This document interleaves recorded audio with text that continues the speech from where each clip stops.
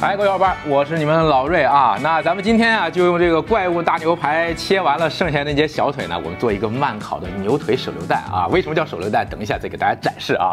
在这个牛腿里边肯定是富含各种各样的筋，特别多是吧？但是没关系，慢烤啊，我跟你说可以解决很多问题。这个牛腱子啊，咱们是有经验的，里边富含胶质啊，口感特别绵密。我个人认为啊，其实牛腱子啊做慢烤才更适合我们中国人的口味啊。大家就知道。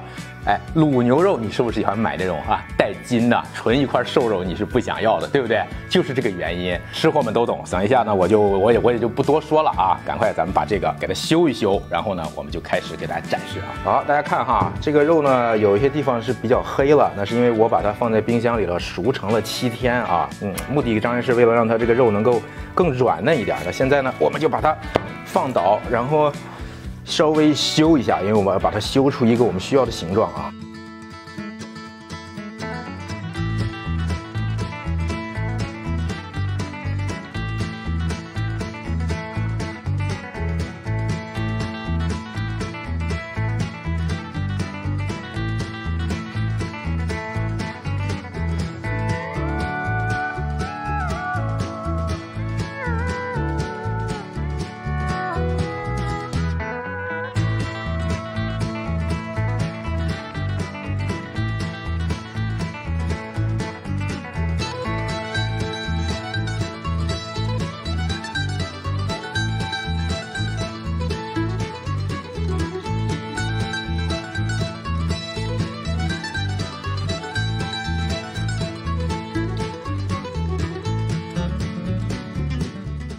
我看看今天谁不给我点赞啊！好了，同志们，那我觉得这个东西叫它牛腿手榴弹一点不过分吧？那行，那我们现在把它腌制一下，腌制一下以后，我们就直接进烤箱去烤啊。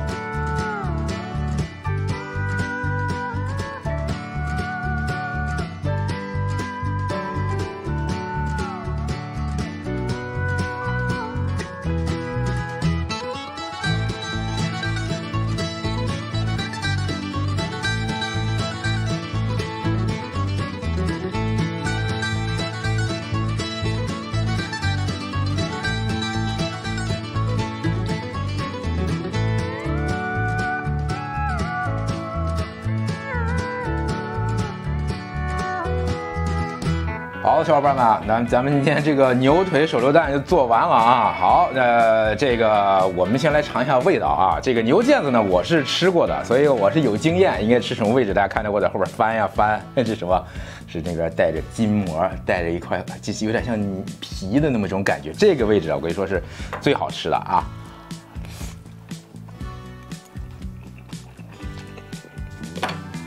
太好吃了。这一块牛筋，我跟你说，这整个这个所有这个牛腿上这个结缔组织啊，咱们说全部水解成了这个胶原蛋白啊。大家都知道胶原蛋白是好东西，美容养颜是吧？啊，你看老瑞这个这个岁数了，看这么年轻是吧？主要就是因为吃这些东西吃得多是吧？这怎么形容啊？这个牛腿这个东西哈，就是这个筋膜一旦全部化掉了以后啊，满满的胶质，然后吃起来的时候很滑嫩。味道已经不重要了，口感，100分打120分，一点不过分啊！我给大家看一下现在这个牛腿的状态啊，我不是上刀子，上什么刀子？开玩笑，上什么刀子？上什么刀子？同志们啊，上什么刀子？慢烤不用刀。我们说啊，吃牛腱子吃什么地方？就是哪里筋多，你都到哪去挑，一定要这个样子。这个肉我跟你说就是。它越贴近筋，它这个肉的反而更软。越往外层越筋少的那个地方呢，这个肉呢反而没有里面这么软。这时候加一人1瓶啤酒啊！太完美了，完美啊！我是觉得，如果从慢烤整个所有这些牛肉的这些部位来说哈，牛前胸确实好吃，就是我就觉得牛腱子更适合中国人。对吧？因为我们是习惯上吃那种腱子，因为大家卤牛肉都是一带胶质的腱子心，带胶质的东西。对，你看我们以前，去买那种酱牛肉，我就说你给我切那个带筋的，你纯瘦肉我不要，纯瘦肉我们都知道很干很柴，你就给我带筋的才好吃，就是这个道理。你说我像不像着你，同志们？哎，我烫死我了！都我不分，当然嘞，一半就行，不能开始冒着热气了，来，一半就行，不贪心，一半啊！来，不要，我们不要用餐具啊，不要用餐具，主要是为了体现一下我们这个肉的软嫩度什么的。来，这个我给你来，行。哇，这么大一块，手上你看都粘住了的，全是胶质，真的，哎。没法吃这个，哎呦我天哪，太好吃了！现在就感觉就是那种微微的甜味啊，然后烟熏味就不用说了，烟熏味这个东西慢烤必带的东西。然后我不知道怎么说，就是那个你从这里是上边这个肥肉，加上筋，它不腻，加上瘦肉，一点都不腻，纤维又很细，这个肉太夸张了。10个小时，同志们，10个小时，奋战了10个小时的肉，10个小时，我的天哪！现在我从白天又烤到晚上，真累我。我觉得这个时候是不是可以给我点个赞？